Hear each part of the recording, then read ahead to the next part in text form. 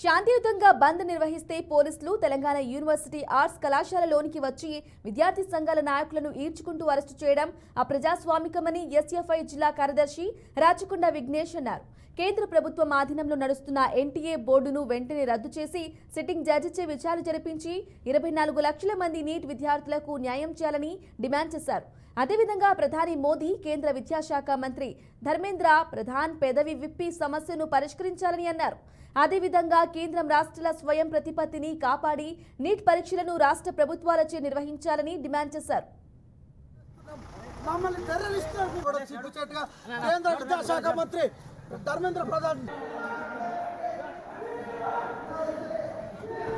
24 లక్షల మంది కోసం న్యాయం చేయాల్సిందే.